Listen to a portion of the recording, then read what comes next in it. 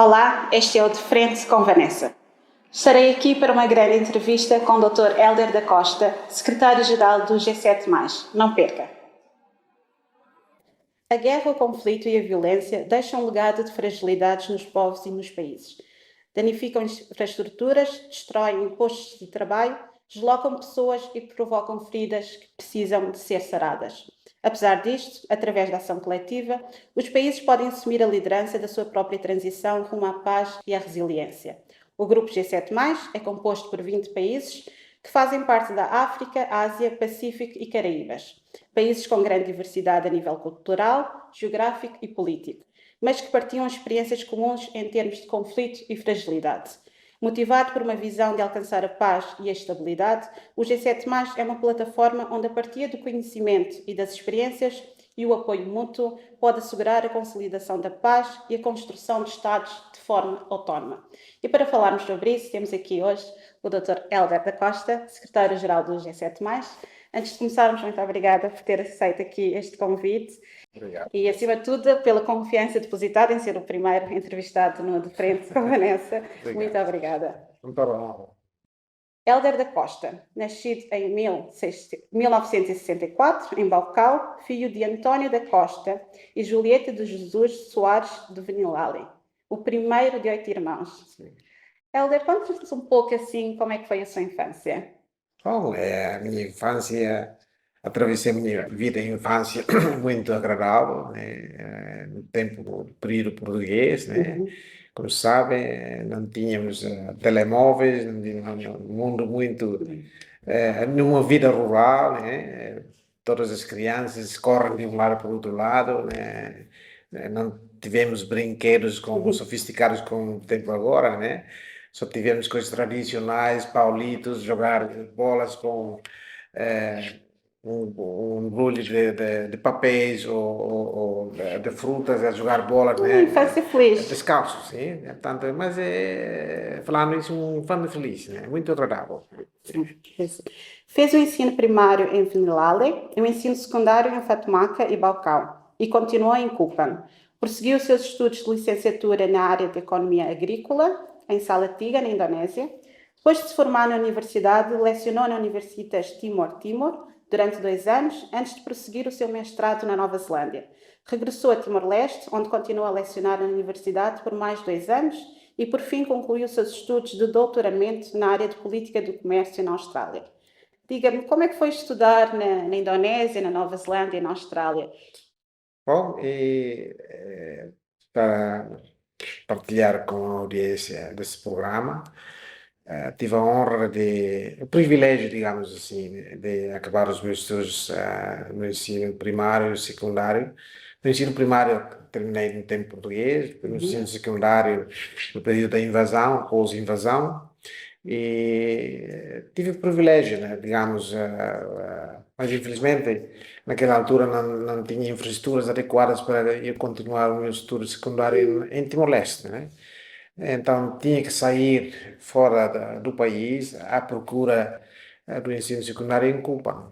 Portanto, graças a Deus, estudei lá durante 3 anos no ensino secundário, voltei e quis entrar, frequentar na universidade, mas não tinha universidade naquela altura em Timor-Leste. Então, atravessei num período desvantajoso, não é? E então tinha que sair outra vez, novamente, sob o bolso de estudo do antigo governo de Timor-Timor, de Timor-Leste, naquela altura, na província 27ª, fazia parte, né? Timor-Leste fazia parte da Indonésia naquele momento, e o ex-governador Mário Costelão abriu uma política de enviar muitos jovens timorenses universitários para frequentar os estudos universitários em Java, né, nomeadamente. Então tive o privilégio e a honra de encaixar nesse programa e fui estudar na Indonésia durante, bem dizer, 5 anos. Voltei e comecei a lecionar e, graças a Deus, tive outra oportunidade, o privilégio de obter bolsa de estudo do governo de Nova Zelândia, né? Naquela altura o inglês também era fraquinho, nunca, tenho que confessar que nunca estudei inglês na minha vida académica. E como é que foi? Portanto, fui, digamos, uma pessoa didaticamente aprender a língua inglês. Nunca aprendi isso intensivamente, só baseado pelas leituras, pelos jornais, de vez em quando ler os livros, mas bem dizer, confesso que não percebia nada, não percebia 50% do conteúdo, né? Depois de obter esse bolsa de estudo à Nova Zelândia e percorri lá e tive que atravessar por um período de 6 meses, né, fazer um curso intensivo para inglês para académico, né? Uhum. O inglês chama English for Academic Purpose, né? E daí é que comecei a estudar intensivamente a língua inglesa para poder frequentar, continuar a acabar os meus estudos no grau mestrado, né? E graças a Deus consegui num período de 3 anos. Ah, Yeah. Depois voltei com aquela base de inglês, lecionei novamente aqui na universidade durante 2 anos e outra vez, né, por divina providência, talvez concorri num teste, tive que fazer o teste em Kupan, porque naquela altura o recrutamento entre os timorenses e os indonésios, 22 mil concorrentes, e só escolheram 250, ah, digamos, aplicantes de toda a Indonésia, né, incluindo Timor, né? E eu fui um dos primeiros timorenses a estudar na Austrália, no programa de doutoramento, sob os bolsas de estudo do governo australiano. E, pronto, graças a Deus, concorri, fui para a Austrália durante 4 anos e daí que encontrei aquele período de Setembro Negro de 99, né? sim. E, portanto, naquela altura eu estava fora do país, estava a estudar, né? Estava a prosseguir o estudo do grau de doutoramento e só depois disso que regressei em 2000, já com um grau académico e voltei a contribuir na mesma universidade. Uma verdadeira inspiração. Obrigado. O que o motivou a escolher as suas áreas de estudo, a economia agrícola e política de comércio? Muito boa pergunta.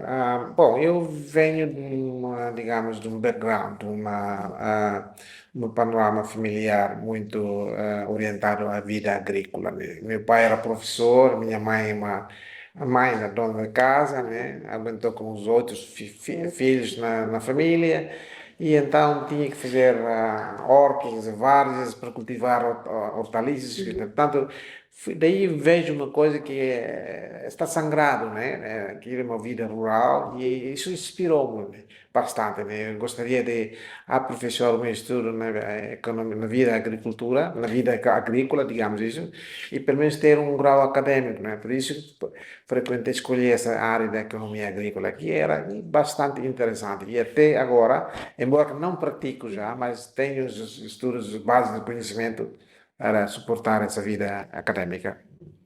E como é que esses anos todos a estudar no estrangeiro, como é que acha que o prepararam para o futuro? Bom, felizmente, durante toda a área, todo o tempo, quando frequentava, nomeadamente na Austrália e Nova Zelândia, aprendi uma lição que o indivíduo tem que prosseguir esses estudos, né, com sacrifício, dedicação, formar a intelectualidade, né, de ser muito crítico e autocrítico e fazer perguntas, né, com razões. Não é, portanto, o bom do sistema de educação nos países ocidentais, nomeadamente em Portugal, Europa e Austrália e Nova Zelândia, é que elas ensinam-nos para ser mais críticos, para colocar perguntas, não receber só coisas como nós aprendemos aqui na Indonésia, não é? Portanto, isso formou-me muito, muito bem preparado para voltar e contribuir. E foi por isso que eu apliquei esse método na universidade, né? A encorajar os estudantes para perguntar, ler muito Crítico. e fazer perguntas críticas e não distornar as coisas assim completamente, né? Sem fazer perguntas. Por isso mudou a minha maneira de pensar e maneira de atuar. Fazendo uma retrospectiva da sua vida académica e social também, que momentos e experiências mais importantes destaca? Bom, durante o percurso da minha carreira profissional, uma coisa que eu achei interessante era ter essa noção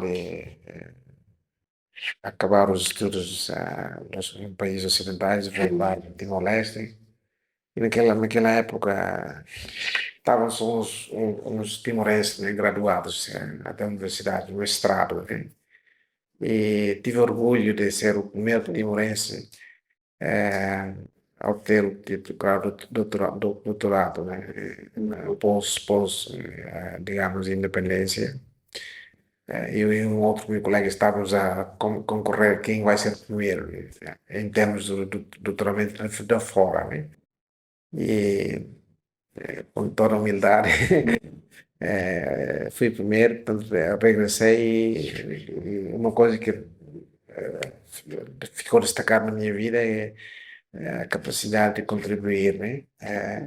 E por causa desta, digamos, experiência que fui escolhido para ser o moderador do primeiro debate presidencial aqui em Timor-Leste, figurando os dois candidatos, o Sr. Xanana Guzmão e o saudoso Francisco Xavier do Amaral, Deve ter sido.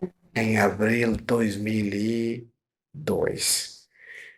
Na altura, antes das primeiras eleições presidenciais, em Timor-Leste nós introduzimos um debate presidencial.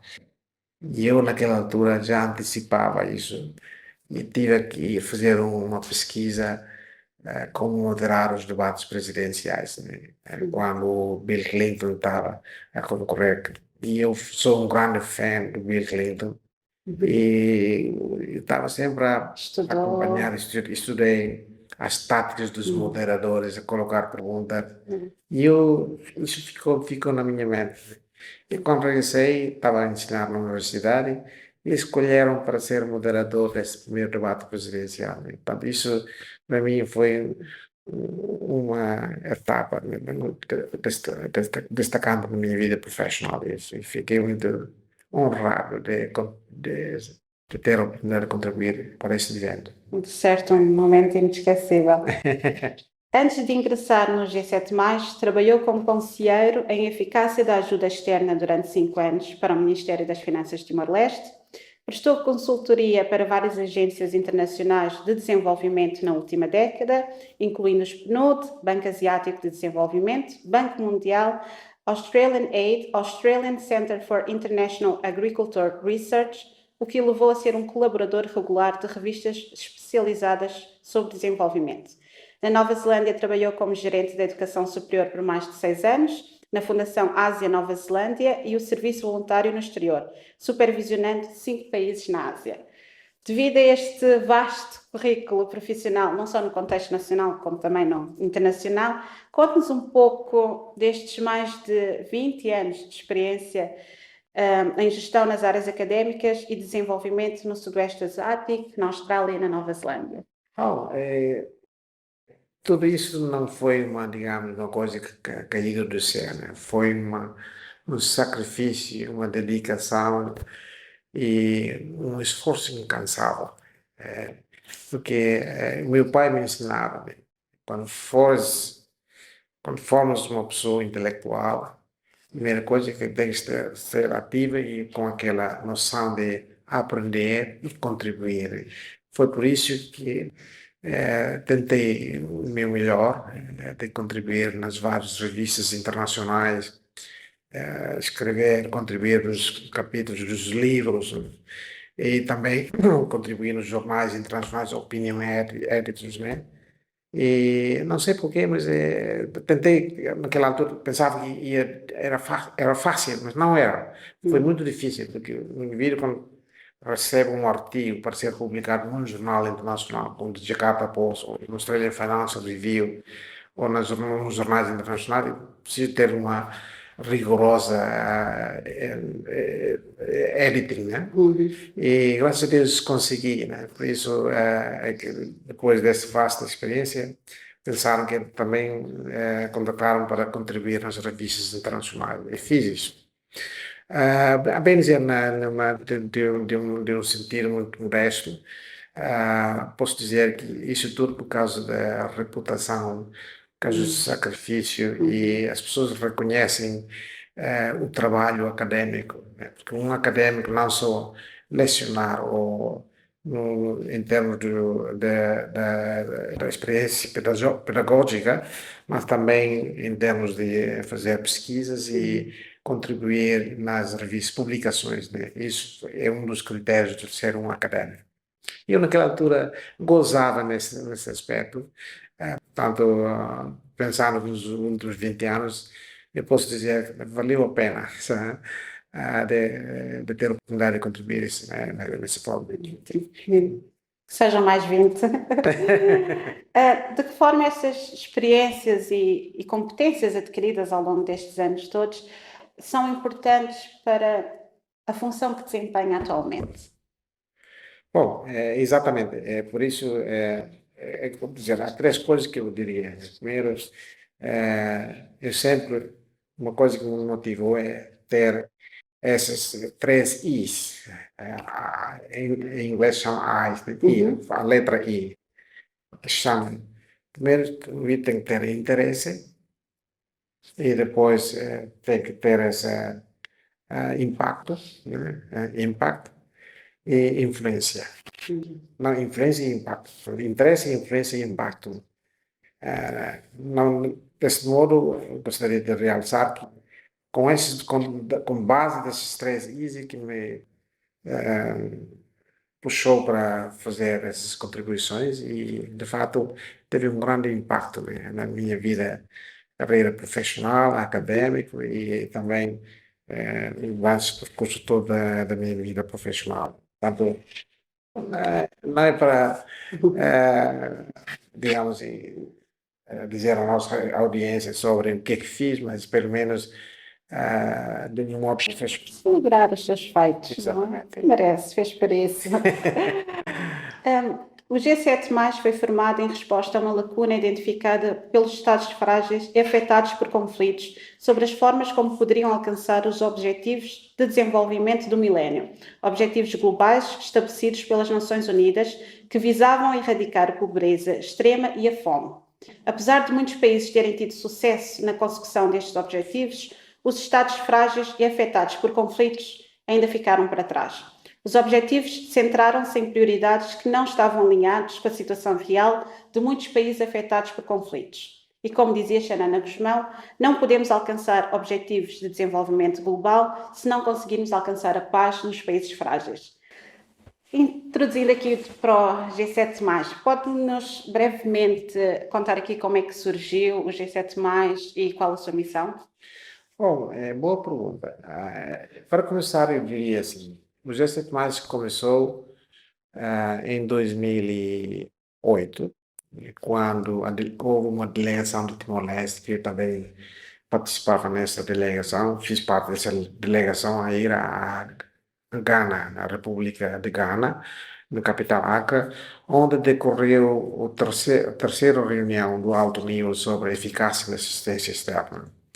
Dali, os ministros de vários países falaram sobre a ineficácia da assistência externa entre os países doadores e os países recipientes. Então, houve digamos, uma discussão intensa entre os ministros e dali surgiu uma ideia que durante todo o percurso de já mais de 2 ou 3 décadas, não havia eficácia dessa assistência externa. E dali os doadores pensam que são eles os peritos, são eles que, como têm dinheiro, têm recursos, eles é que comandam a agenda do desenvolvimento dos países recipientes.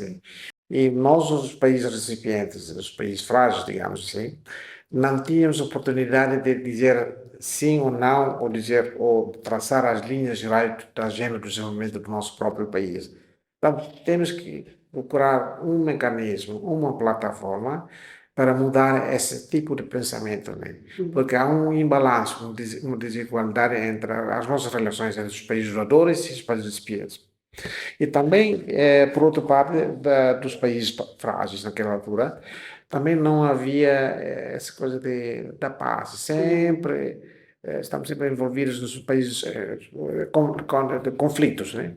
Atravessamos conflito e atravessamos várias séries fragilidade. Então pensamos que tem que haver um mecanismo, uma plataforma de criar um novo paradigma que se chama construção da paz e construção do Estado. E foi por isso que decidiram 7 países que posteriormente foram 7 fundadores. É por isso que nós chamamos esse Sete mais. grupos de 7, com letra minúscula, o G, que denota o grupo pequeno, o país pobre, comparando com letra mais que os grandes, os ricos. Começando por 7 países que nós decidimos, incluindo Timor-Leste, esse grupo decidiu de fazer uma monitorização sobre a eficácia da ajuda externa dos países da OCDE, né, Organização de Cooperação e Desenvolvimento Econômico, né, dos países ricos. E dali nós fizemos monitorização durante 2 anos, de 2009 a 2010. Não havia mesmo, na realidade, não havia mesmo eficácia externa. Então temos que mudar esse sistema. Foi dali que Timor-Leste foi escolhido como país anfitrião de organizar o primeiro diálogo sobre a construção de base e construção do Estado. E foi precisamente aqui em Dili, em 2010, no abril de 2010, que o Centro de Convenção de Dili foi inaugurado, a reunião inaugural do G7+, e daí surgiu o G7+, que neste momento já tornou-se mais de 20 países, digamos. O sinal mais significa que os outros países sejam bem-vindos a juntar nesse grupo. Então, já são 15 anos no próximo ano, vamos celebrar 15 anos, né, da existência do G7+. O tempo passa assim tão rápido, não é? Rápido, não é? É verdade. Para quem está a ver esta entrevista e não está a par deste tipo de trabalho, pode-nos explicar qual é o conceito de um Estado frágil? Sim. Quais são os critérios que classificam um país como subdesenvolvido ou em fragilidade? Bom, de uma linguagem muito simples, e vou simplificar isso com uma linguagem muito simples. A fragilidade, ou um país frágil, é caracterizado por baixo rendimento, e temos um baixo, digamos, fragilidade institucional, fragilidade em termos de recursos humanos, e também temos esse ciclo vicioso, né? Ciclo vicioso de não há investimento externo no país, o país está sempre em conflitos, má governação, isso também é um dos critérios da fragilidade. E então, a pergunta para nós é como nós podemos converter esse ciclo vicioso para tornar-se mais um ciclo virtuoso, que aumenta mais em termos de capacidade de recursos humanos, capacidade de atrair investimento estrangeiro e improvisar a boa governança a nível do país. E por isso que nós, o do G7+, o conceito é criar esse conceito de 5 palavras. Nada sobre nós sem nós. Nothing about us without us. Para as 5 palavras mágicas, é como se fosse um doador ou um doutor a fazer uma consulta com a doutora Vanessa. A sua pessoa tem que me dizer qual é o sintoma da doença que tem, né? Não sou eu, como doutor, a ir lá fazer esse diagnóstico, você que tem que dizer-me, né? Agora, a realidade é que os doadores dizem, não, vocês fazem isso, fazem isso, fazem isso, como se fosse nós não sabemos Eu nada. é que tenho que dizer porque eu é que sinto. Exatamente, né? Por isso é que nós saímos com estabelecemos o novo acordo de engajamento dos países frágeis, né? Isso, lançamos isso em 2011, 2010 criamos o G7+, em 2011 lançamos isso em Busan, Coreia do Sul, onde esse documento importante foi subscrito por 45 países a nível mundial, né? E dali transformou toda a maneira de comportamento e a maneira de cooperação entre os países ocidentais, os países dos doadores, os países recipientes, os países frágeis, né? E então, daí as coisas vão melhorando, né? Portanto, a bem dizer, o G7+, conseguiu de mudar esse tipo de pensamento para estabelecer um novo pensamento, criação de boa governança e estimular o desenvolvimento econômico a nível do país com uma maneira que os dirigentes, os líderes e os cidadãos do tal país é que decidem o destino do país, não os doadores. Os doadores simplesmente venham cá para completar a agenda do desenvolvimento do país. Por isso que nós chamamos o country on e country led, né? Tudo é baseado por liderança do país e liderança dos líderes, e sendo assim o desenvolvimento anda, né? Pode ter progresso. Xanana Guzmão, como pessoa eminente, não é? Sim. Disse: os líderes dos diversos países dos G7+, têm que estar cientes disto. A paz será alcançada se todos nós, nas nossas sociedades, pusermos o interesse nacional acima de tudo. Pode-nos explicar melhor este conceito? Esse conceito foi dito mesmo pelo próprio Sr. Xanana Guzmão, na qualidade dele como pessoa eminente, na reunião ministerial em Cabul em 2016. Foi isso que ele disse. E isso dou razão a ela, porque temos que manter esse interesse nacional acima de todos os interesses de vários setores. Não? Porque se nós vamos agora pôr atenção aos interesses dos outros, o indivíduo não vai agora alcançar o interesse nacional. Não é? Portanto, isso é claro. Agora, da nossa parte, do G7+, pensávamos que se não há desenvolvimento, não haverá paz. E, por outra parte, não haverá desenvolvimento, não haverá paz se não houver desenvolvimento. Esses dois conceitos conjugam muito bem uns dos outros. Né?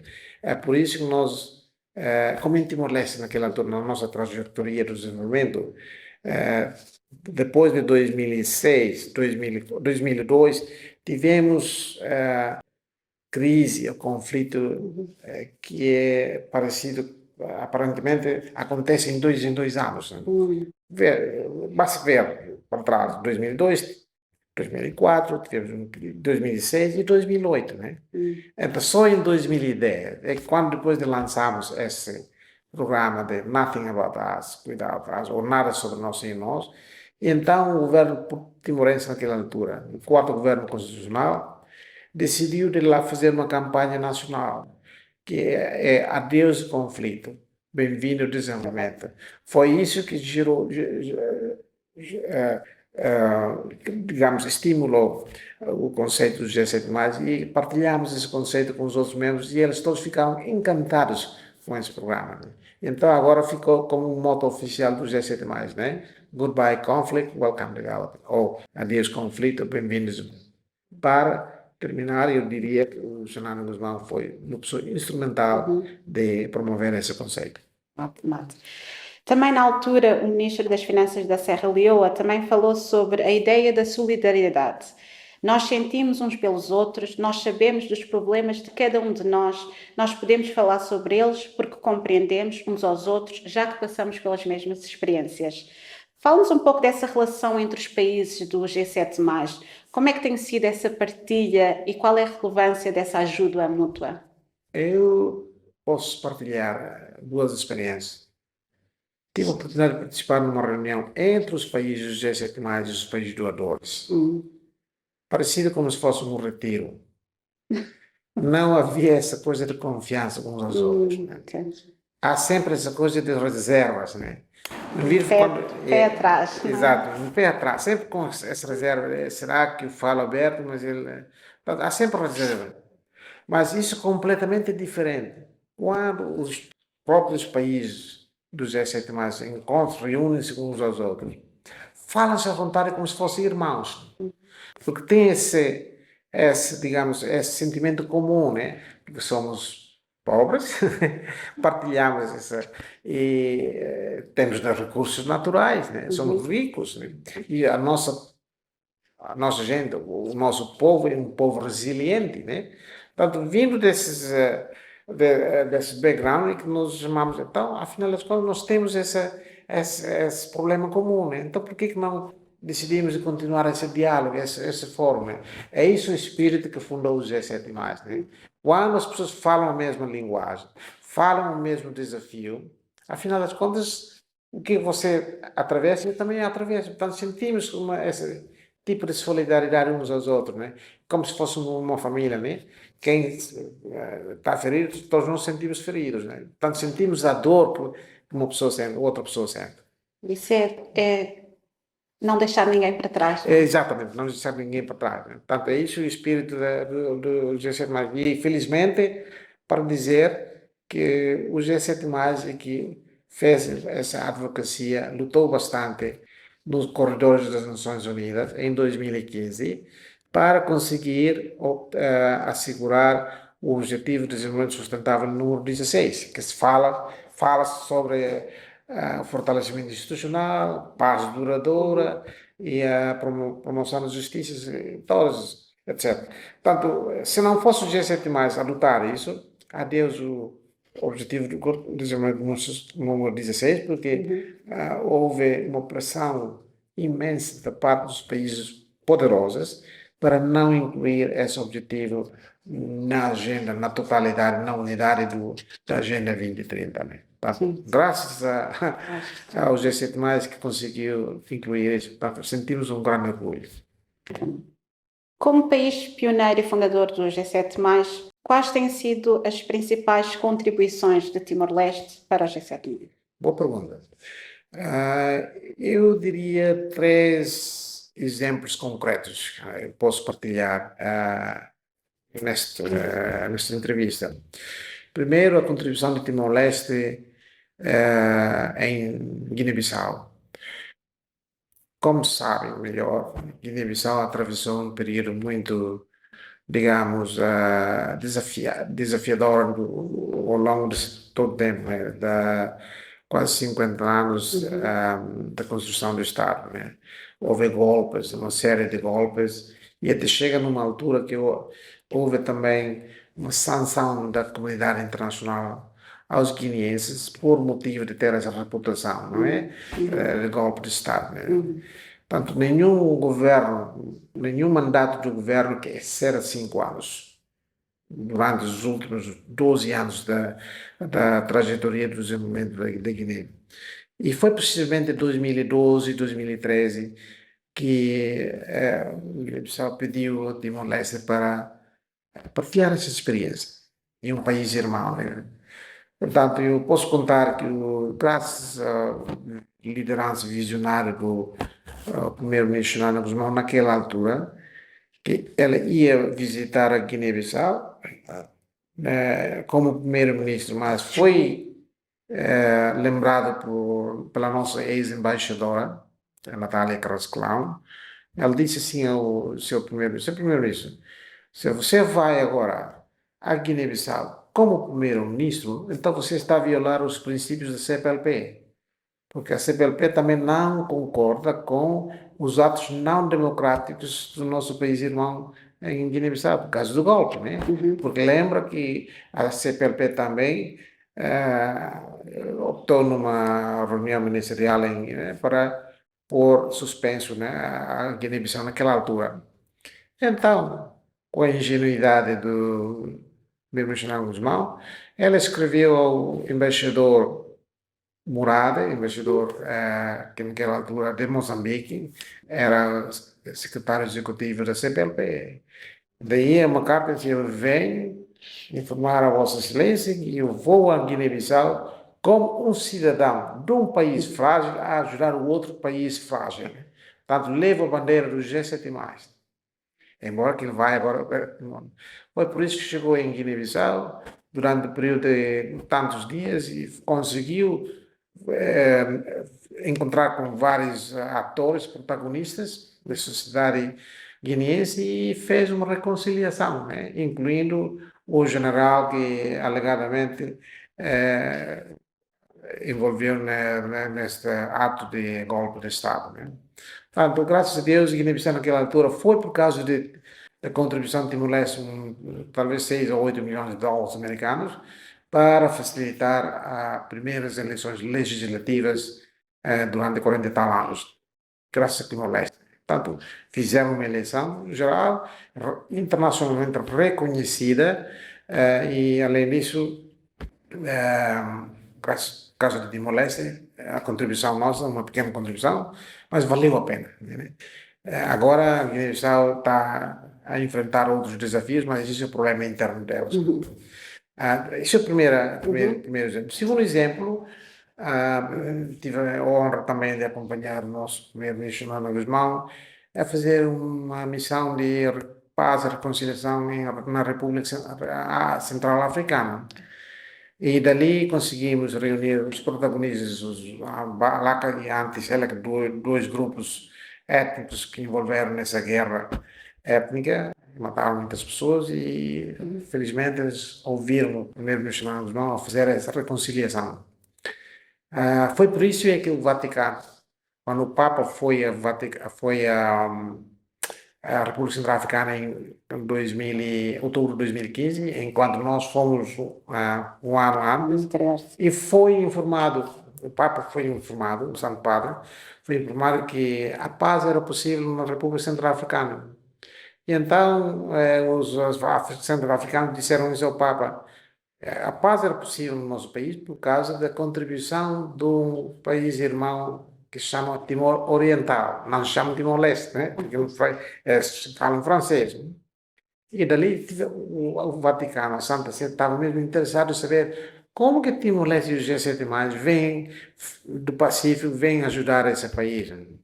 Naquela altura, o então primeiro-ministro, Dr. Rui Araújo, fez uma visita oficial ao Vaticano no mês de março de 2016. Estou a contar isso por causa, são exemplos concretos, né? E quando chegou no Vaticano fez audiência com Santa Sé, voltou, e eu, sem saber, recebi um e-mail do primeiro-ministro, Dr. Rui, a dizer, Dr. por favor, se tiver tempo, desloca ao Vaticano, porque o Vaticano está interessado em saber como Timor-Leste fez a paz e o G7+ contribuiu à paz na República Centro-Africana. E eu, com humildade e com toda a honra, desloquei para o Vaticano e encontrei, em julho de 2016, encontrei-me com a terceira pessoa na hierarquia do Vaticano, que é o secretário de Estado dos Assuntos e Negócios Estrangeiros. Encontrei o senhor Paul Gallagher, fiz uma descrição sobre o G7+, e ele disse, uau, que grande maravilha de ver Timor-Leste, um país pequeno, mas tem capacidade de vir. Por favor, continua a partilhar essas experiências conosco, porque a Santa Sé está interessada sobre a promoção da paz nesses países. Né? Portanto, para mim eu tenho essa fotografia no escritório, né, sobre essa reunião com o representante do Ministro dos Negócios do Vaticano, expressar e ele disse o Santa Sé, o Papa foi fazer uma missa campal no capital do Bangui, no aeroporto, onde vivia 28 mil deslocados. Né? Mas graças a Timor-Leste, depois disso, dos anos, Timor-Leste conseguiu doar $1 milhão americanos a repatriados deslocados para os bairros dentro. Enquanto havia, uns anos atrás, há tantas agências internacionais, né? Sim. O UNHCR, né? E mais outras, mas não conseguiram fazer isso, graças a Timor-Leste. E terceiro exemplo que eu poderia também partilhar nesse contexto é a contribuição de Timor-Leste no âmbito do G7+, a São País Irmão São Tomé e Príncipe, né? A fazer aquisição de base de dados para as eleições. Foi por isso que nós criamos, do G7+, criamos esse programa que se chama Cooperação Frágil a Frágil, Frágil to Frágil Cooperation, em 3 áreas vertentes, na área de paz e reconciliação, na área de gestão de recursos naturais e a terceira é na gestão dos atos eleitorais. Por isso que o G7+ tornou-se um país, digamos, uma organização não só intergovernamental, mas também participando nas eleições gerais parlamentares, eleições presidenciais nos países membros, como observador, perante os outros observadores internacionais, como a CPLP, a União Africana, a União Europeia, mas os demais organizações internacionais. Portanto, sentimos aquele grande orgulho e responsabilidade, né, de contribuir para o bem dos nossos membros do Estado do G7. um pequeno país, mas com grande vontade, pode ir longe. Graças a Deus. Por isso é que sentimos muito orgulho, né? E eu diria assim, eu gostaria de acreditar, felizmente Timor-Leste é um país doador, país anfitrião, país inspirador e país fundador. É por isso que o secretário-geral das Nações Unidas, quando esteve cá 2 semanas passadas, fez referência ao G7+, né? 4 ou 5 vezes nas reuniões oficiais, né? Nas celebrações do dia 30 de agosto, dizia que Timor-Leste é um país pequeno, mas é um país fundador do G7+, país que agora está muito ativo na Organização Mundial de Comércio, na CPLP, e posteriormente vamos entrar na ASEAN, portanto, país pequeno, mas é para orgulhar, não é? Portanto, como nós dois somos timorenses, devemos orgulhar isso. Claro, claro. E agora, vice-versa, qual é o impacto do trabalho desenvolvido pelo G7+, para o contínuo desenvolvimento de Timor-Leste? Sim, senhor. Eu vou dizer assim, há uma analogia que eu queria comparar, né? A Indonésia, em 1955, organizou uma conferência internacional histórica, né? Que eles chamam Conferência Ásia-África, em Bandung, em 1955, organizado pelo Sukarno Hatta. E naquela altura trouxeram líderes mundiais, né? Como Mandela, Julius Nyerere de Tanzânia e mais outros, né? O Fidel Castro. E daí surgiu essa noção, esse conceito que se chama Non-Aligned Movement, né? Movimento não alinhado, né? Que neste momento prevalece no seio das Nações Unidas. Portanto, é uma conferência histórica. Em 2010, Timor-Leste organizou esse primeiro diálogo sobre a Constituição de Paz e a Constituição do Estado. E dali surgiu o G7+, que também neste momento já é reconhecido internacionalmente. Portanto, eu diria que o G7+, também contribui para a boa imagem do nosso país. Nesse momento, o mundo reconhece através do G7+, e por causa do Timor-Leste, é um país doador, é um país fundador, é um país inspirador. Portanto, temos que orgulhar isso.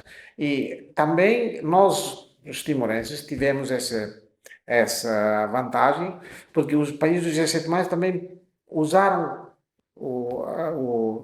o progresso da fronteira marítima, negociações de fronteiras marítimas, naquela altura, para dar pressão à Austrália, né? Por isso trabalha, embora um bocadinho pequeno, mas também contribui para dar a pressão à Austrália, que não faz isso ao vosso vizinho, porque somos frágeis, não quer dizer que somos fracos, né? Portanto, temos que respeitar a lei internacional, né? Foi isso que a pressão do G7+, naquela altura aconteceu. Já mencionou sobre a Agenda 2030, mas eu gostaria de falar um bocadinho mais sobre isso. Sim. A Agenda de 2030 das Nações Unidas é um guião para a comunidade internacional e um plano de ação para colocar o mundo em um caminho mais sustentável e resiliente até 2030. O plano indica 17 Objetivos de Desenvolvimento Sustentável e 169 metas para erradicar a pobreza e promover vida digna para todos dentro dos limites do planeta. Gostaria que falasse um pouco sobre a Agenda de 2030, mais especificamente para o que estava a falar sobre a contribuição do G7+, para o Objetivo 16, sobre a paz, a justiça e as instituições eficazes. Para nós, muito bom, bem colocada essa boa pergunta. Eu responderia assim: a Agenda 2030 é uma agenda global, né? Que é constituído por 5 P's, né? É planeta, povo, paz e parceria e fome. São 5 P's. Então, entre esses 5 P's, como bem estava a referir, temos 17 metas, objetivos, né? O G7 contribui imensamente ao objetivo número 17, que é paz, instituições, justiça. Para nós, olhando para trás, antes da existência da Agenda 2030, ou SDGs, Objetivos de Desenvolvimento Sustentável, havia outro mecanismo que se chama MDGs, né? Desenvolvimento, Objetivos do Milénio, né? Mas a lição que nós aprendemos é a ausência da paz na arquitetura do MDG, que causou os países conflitos, né? Os países em vias de desenvolvimento, os países que estão envolvidos no período de conflito, não tinham aquela estabilidade. porque não havia um mecanismo ou, digamos, um objetivo sobre paz para poder monitorizar, né?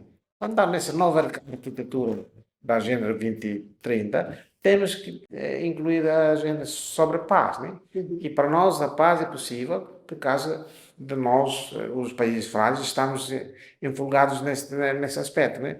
E por isso é que os líderes conseguiram de ser convencidos para incluir a agenda, o objetivo 16, né? Por causa da nossa realidade, né? Queremos uma paz doadora para a nossa sociedade, queremos uma paz muito tangível na nossa comunidade, e por isso que nós metemos esse objetivo. E agora estamos a monitorizar isso. Mas, infelizmente, eu devo dizer que 2030 só falta 6 anos, não é? Portanto, eu estou pessimista, né? Que não conseguimos de alcançar esses objetivos. Se calhar, por volta de 20, 30% só podemos alcançar, o resto não vamos conseguir alcançar por causa de quê? Por causa da guerra na Ucrânia, por causa da guerra na Palestina, e dada em conta a mudança climática e também a hegemonia dos países poderosos, isso tudo vai dar muito grande impacto sobre o alcance desses objetivos, infelizmente. Exato. É mesmo isso que ia falar agora. Muitos países dos G7+, foram afetados pela redução de ajuda internacional resultante da atenção dividida que foi maioritariamente consumida pelos acontecimentos na Ucrânia, como estava a falar. A Rússia e a Ucrânia são grandes produtores de matérias-primas e as perturbações provocaram a subida dos preços globais, especialmente do petróleo e do gás natural, causaram também um grande choque na segurança alimentar global, com o aumento dos custos alimentares e de necessidades básicas, não é? A inflação. Isto tudo em países já afetados por décadas de guerra e fragilidade e que depois também já tinham a economia enfraquecida pela pandemia do Covid, não é? E depois agora temos também os conflitos entre Israel e Palestina, não é? Destes acontecimentos todos, quais foram as consequências mais significativas nos países mais frágeis? E como é que eles estão a se reerguer, se é que estão a reerguer? É por isso que, bom, a realidade revela-se que não só os países frágeis que estão a ser afetados, Sim, mas todos os países, né? Nomeadamente, como estava bem a referir, a Ucrânia é um grande produtor, né? De alimentações. Portanto, houve um bloqueio, né? Da parte da Rússia e as Nações Unidas tinham que interferir. Ora bem, por outro lado, os países frágeis estão todos afetados por causa de não havia esses movimentos de mercadorias, né? Estão todos. E ainda mais a situação está muito agravada por causa da guerra, não só no Médio Oriente, mas também na Ucrânia. E também a mudança climática também afetou, né? Portanto, e fará mais nesse momento os países que estão a necessitar ajuda externa por causa do Covid, por causa do post, né, a recuperação, isso tudo dá muita, como se diz, um grande desafio aos líderes, aos decisores políticos dos países frágeis. Portanto, o meu entendimento, depois de consultar com os políticos, chegaram a uma conclusão que não se pode esquecer, não só na Ucrânia ou na Rússia, que está acontecendo, mas também nos outros países da África, também tem os problemas cotidianos. Portanto, apelamos à comunidade internacional para não esquecer esses países, porque são também seres humanos, não é? Agora, imagina, né, como a Vanessa sabe muito bem, se alguma coisa acontecer a uma Ucrânia hoje, uma bomba arrebenta e as pessoas.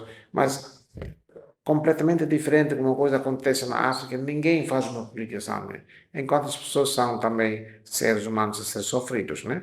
Por isso pedimos que haja esse balanço de cobertura da comunidade internacional para que os países que vendem armas aos países, os próprios países produtores de armas, que não vendem mais armas, mas vendem mais comida e mantimentos, escritório de vestuário para os países pobres, países frágeis, nomeadamente do hemisfério do sul. Em outubro de 2023, o G7+, e a FMI, o Fundo Monetário Internacional, realizaram uma conferência ministerial durante as reuniões anuais do Banco Mundial e do FMI. Na altura, a diretora-geral do FMI, Miss Kristalina, destacou a importância de apoiar os países na transição da fragilidade para a resiliência e no combate aos elevados níveis de pobreza extrema. O diretor do Programa Mundial de Alimentos também realçou sobre a inigualável crise alimentar global e a necessidade de maiores fundos humanitários para enfrentar o desafio. A realidade é preocupante, como estava a dizer. Fragilidade, conflito e violência são um desafio global. Sim. Também, numa entrevista, a diretora Kristalina, do FMI, disse: uma mensagem que todos reconhecemos agora é que a fragilidade de um lugar não só fica nesse lugar. Estamos todos interligados. Paz, segurança, eles andam de mãos dadas. Ao que o ex-diretor executivo da United Nations World Food Program, Mr. David, acrescentou: sem segurança alimentar não se tem paz. Exatamente. Doutor Helder, estimativas apontam que até 2030 quase 60% da população pobre viverá em países classificados como frágeis Sim. ou em situação de conflito, não é? Sim. A minha pergunta é: que medidas estão a ser tomadas ou devem ser tomadas para prevenir esta situação? Se é que podemos preveni-la? Pois, quer dizer, não é fácil, não é fácil. É uma situação muito complicada e delicada, sobretudo nessa conjuntura política global que agora atravessamos. Por isso, eu dou razão ao diretor-geral do WFP e também à doutora Cristalina do FMI. Na realidade, os países estão a gritar, né? Porque temos que ter a segurança alimentar a nível do país, né? Por outro lado, né, temos as ligações regionais, intercontinentais, né? E havia sempre essas disputas, né? Por isso que a segurança alimentar é um tópico bastante interessante e fenomenal, que neste momento os países frágeis estão agora a tentar perceber e apelamos à comunidade internacional para não esquecer esses países, né? Portanto, à medida que eu posso dizer, segundo o meu conhecimento, os países frágeis devem abrir espaço, né?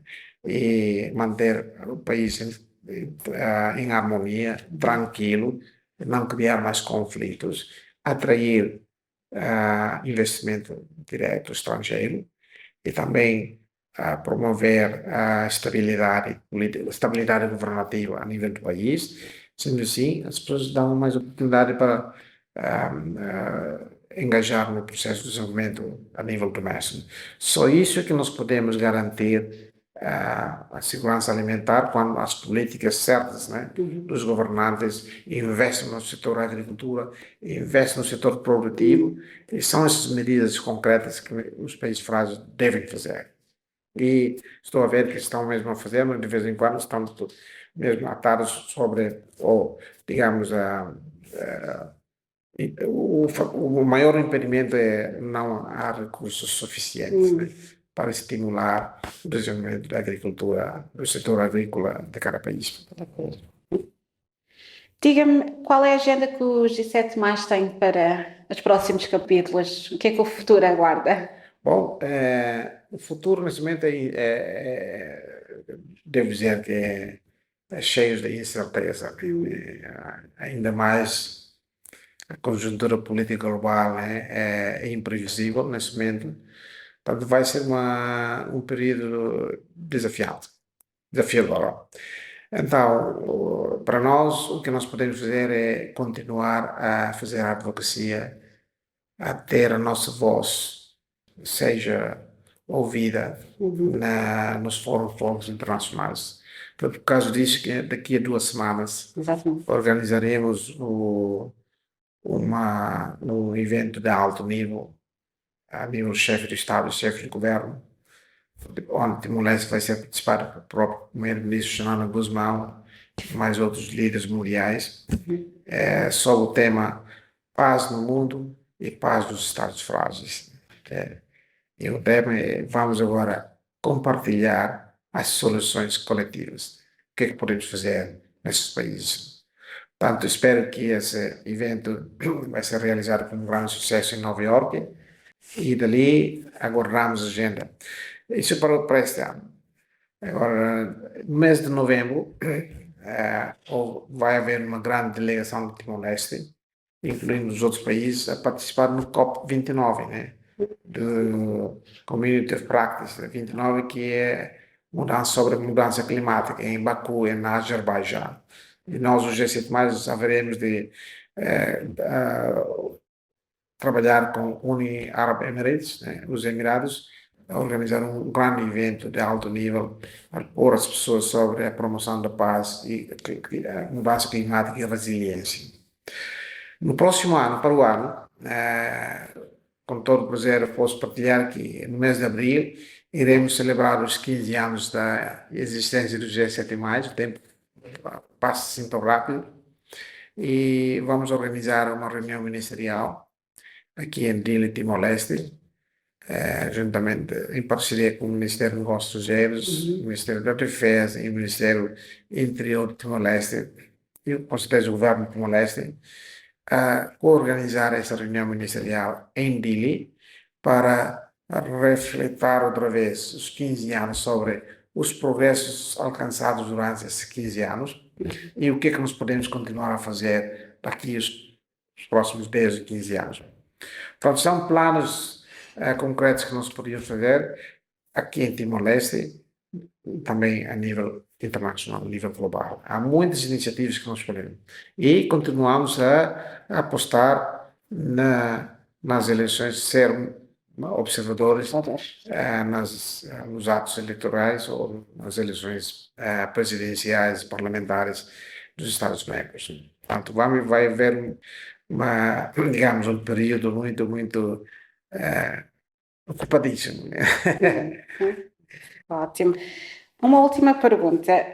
Com todas essas nossas participações nessas conferências e encontros de alto níveis, queria perguntar se as nossas vozes como timorenses são realmente ouvidas, se todas essas nossas partilhas de experiências, de aprendizado, são realmente tidas em consideração pela comunidade internacional. A seu ver, Timor está a ganhar a sua voz pelo mundo? Sem dúvida. Uma pergunta interessante, porque não estou eu a falar, mas estou simplesmente a ecoar as vozes das outras pessoas, das outras personalidades. Como o secretário-geral da ONU próprio disse, né? Timor é um fundador do G7+. Isso significa que a voz de Timor é influenciar a nível global. E eu posso perceber isso porque no plano estratégico de desenvolvimento, né, de Timor 2011-2030, ali destaca-se uma frase que até 2030 Timor-Leste vai ser um país mediador, um país que promove a paz a nível global, né, até 2030. E já estamos a fazer isso, né, antes de chegar lá, né. Portanto, como timorense, como um dos atores nesta organização, tenho um grande orgulho de ouvir as vozes das outras entidades, das outras organizações internacionais, a dizer que o G7+, com a liderança do Timor-Leste, está a ser cada vez mais influenciado a nível global. Portanto, para mim, vejo na postura da liderança do presidente José Ramos Horta, na pessoa do Xanana Guzmão, mas outros líderes, né? Incluindo a camada social e a comunidade timorense, e nós próprios nos sentimos muito orgulhosos. Né? Eu, quando devo dizer, quando briefei o Dr. Mariel Gatiri, que é considero que um dos líderes nacionais deste país, né? Sobre o G7+, o que é que ele disse? Obviamente, o vosso trabalho é louvável, né? Vamos agora suportar-vos. Né? Portanto, isso para mim foi um passo marcante dessa trajetória, e afinal ao cabo, nós queremos também que contribuímos para a humanidade e também retribuímos, né? Através do G7+, retribuímos o esforço, a solidariedade da comunidade internacional. Nos períodos difíceis da comunidade internacional deu-nos esse suporte e, através do G7+, retribuímos essa boa vontade.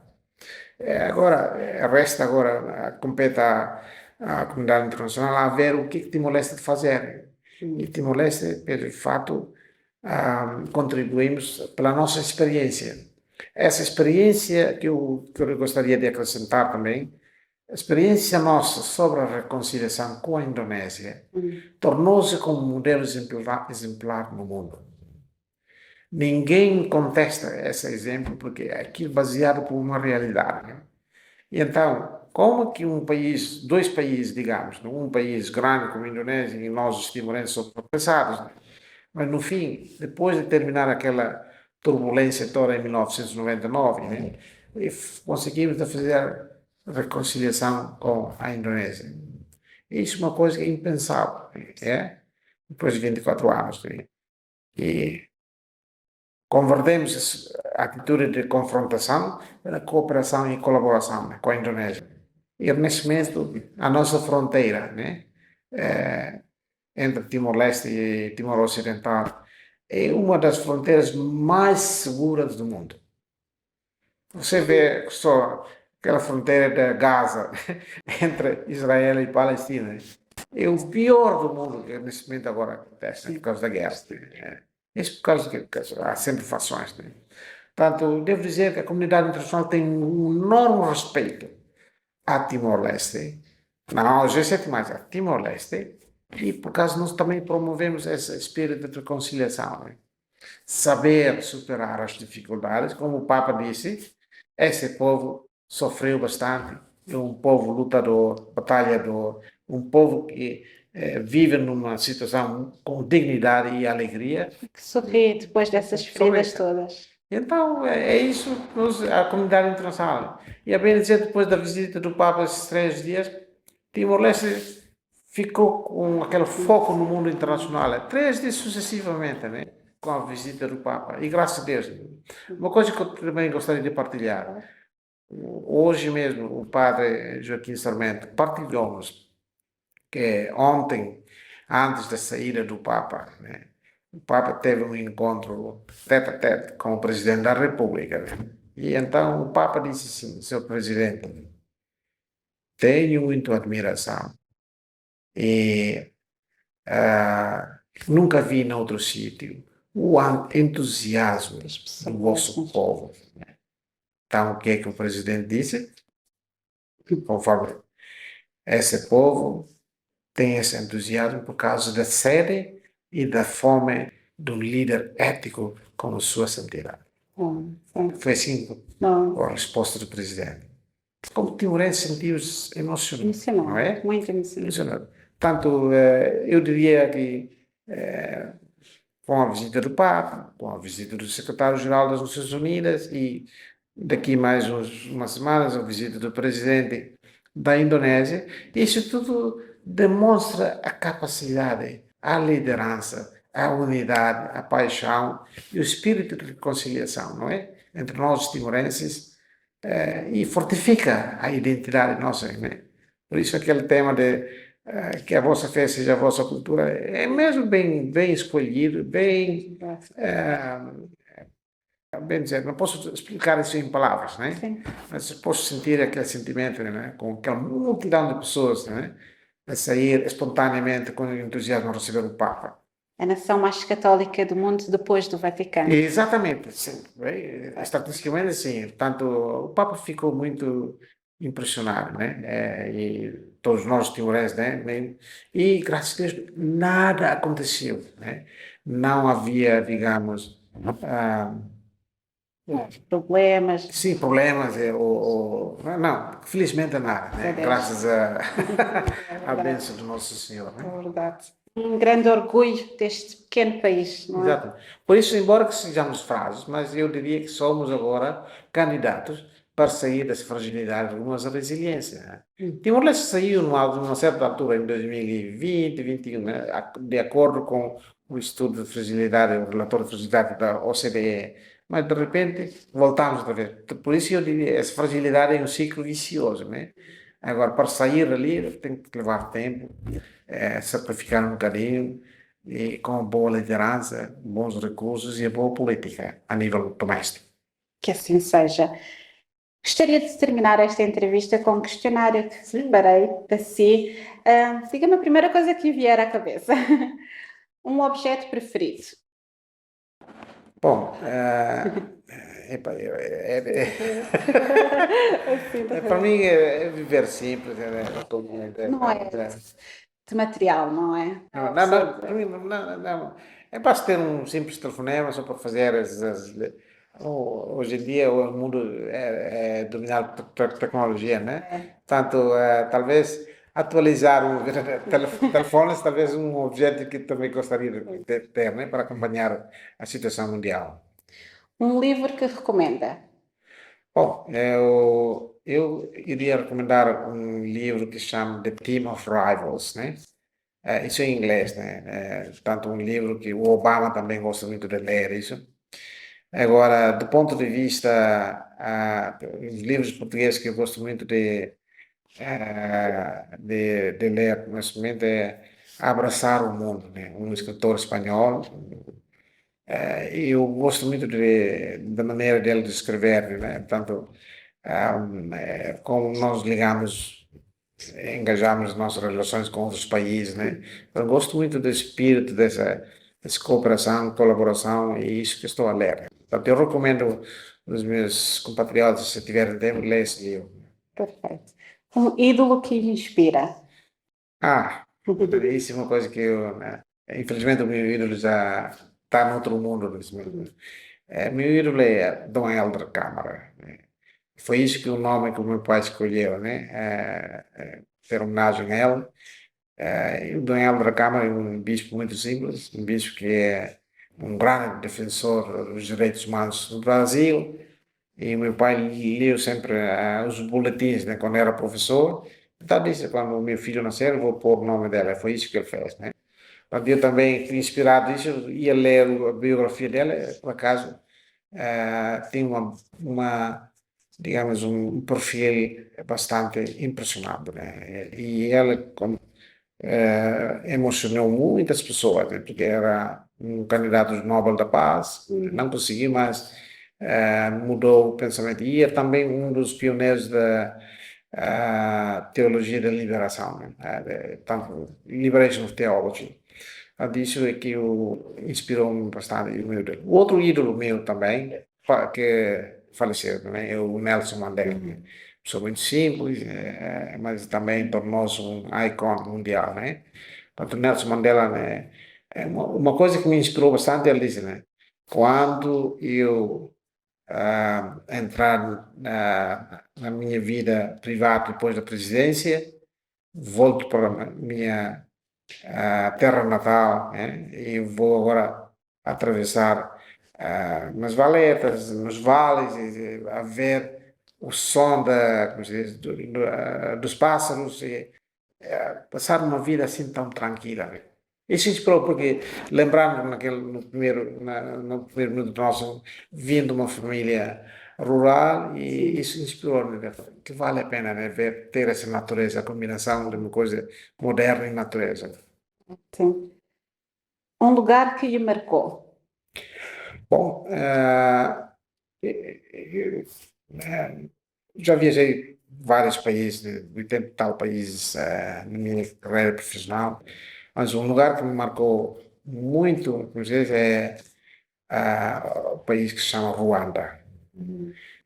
Eu pensava que Ruanda era um país da África, né, mas modificou tudo a minha mente quando cheguei lá, tão limpa e pessoas disciplinadas, e tem um bom líder, Paulo Kagame.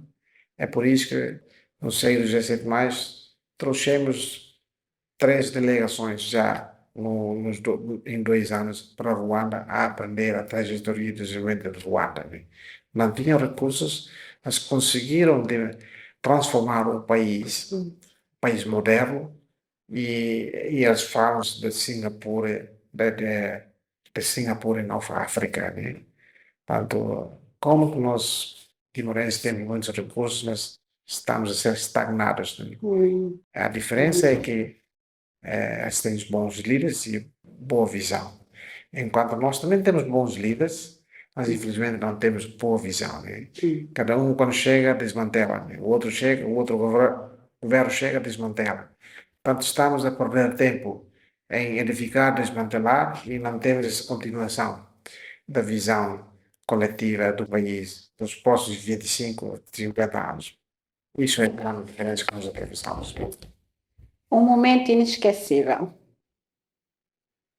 Bom, o momento inesquecível é um bocado triste, mas digamos, ficou Marcado.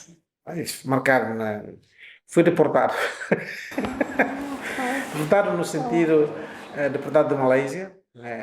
Primeiro timorense a ser deportado não por causa de crime, mas por causa das razões políticas, porque numa altura quando eu era estudante, fiz o doutoramento na Austrália, fui participar numa conferência controversial sobre Timor-Leste, e eu era um dos timorenses a participar nessa conferência, e fomos deportados e eu tive que regressar para a Indonésia, naquela altura. Portanto, aquilo criou um trauma inesquecível para mim.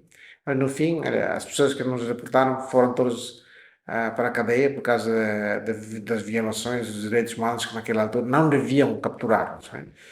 Para mim, senti-me, né, porque nunca tinha na mente, né, ia ser, digamos, deportado, né, entre os outros 72 participantes estrangeiras naquela altura, incluindo eu e mais outros timorenses, né? Portanto, isso é um momento inesquecível para mim que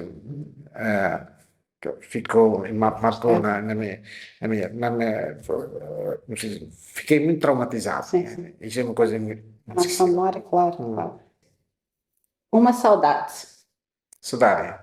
Bom, a saudade que eu tinha é que, infelizmente, bom, falo 4 ou 5 línguas, né, incluindo a minha língua materna, de Venilale, né? As 6 línguas, mas a saudade que eu tinha, o arrependimento que eu tenho, talvez não podia aprender francês. Agora, nessa minha vida profissional, que eu estou a ligar com os 20 países, né? Quando hoje as pessoas falam francês, pá, eu sinto-me incapacitado porque queria expressar, mas não consigo. Nunca é tarde. Por isso, a única coisa que eu devo fazer vou agora tentar aprender francês, né? Falo um bocadinho, percebo, mas para expressar é um bocadinho difícil. Nunca é tarde para aprender. Um desejo para o futuro. Bom, eu só queria ser um bom cidadão e ter um legado, de ser conhecido, ser lembrado como um promotor da paz, um pioneiro, não só um pioneiro, mas continuador sobre a promoção da paz na humanidade, na nossa comunidade e nos nossos bairros. É isso que eu queria contribuir, seja como for, como profissional, como tecnocrata. Perfeito. Aqui para terminarmos, trouxe aqui, se não me engano, alguma coisa para nós ver. Sim, obrigado. Eu só queria também partilhar, falarmos sobre os Sim, sobre as coisas. Fui convidado para ser entrevistado por uma organização no Brasil que se chama Instituto Brasil-África, e então escolheram como a capa desta revista. Sim. Perfeito. E pronto, daqui que eles figuraram sobre o Novo diálogo entre ricos e pobres, o mesmo espírito das suas perguntas. E depois, pronto, eu só queria também mostrar à audiência sua sobre a força que vem da união dos frágeis, né? Portanto, é isso que eu tentei debruçar e partilhar com a audiência no Brasil e na África, né? Portanto, fico muito. Mas uns meses antes, essa revista também escolheu o presidente Horta como o cover, né? Como se chama? Privilégio, não é? Portanto, isso Grandes homens, ficou também uma contribuição pequena que eu poderia fazer. Pequena não tem nada.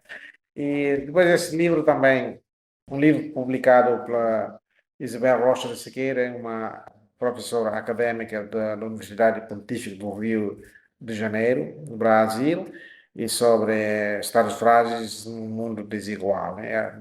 O papel do G7+, na diplomacia internacional e cooperação e desenvolvimento. Para isso também faço prefácio com o primeiro-ministro Fernando Guzmão, e publicamos isso no ano passado e lançamos em quatro cidades simultaneamente, no Rio de Janeiro, em Lisboa, em Genebra e Dili. Portanto, isso é uma contribuição nossa ao grupo do G7+, sobre os acontecimentos, a trajetória e o percurso do G7+, durante esses últimos anos. Ótimo. É. Doutor Helder, muitos parabéns pelas suas conquistas e muito obrigada pelo seu tempo aqui hoje e por esta ótima entrevista. Obrigado e espero que seja útil para a sua audiência e de uma forma, né, agradeço imenso a oportunidade e desejo boa sorte e continuação do bom desempenho do seu trabalho. Muito obrigada. Obrigado. Este foi o De Frente com Vanessa. Muito obrigada e até a próxima entrevista.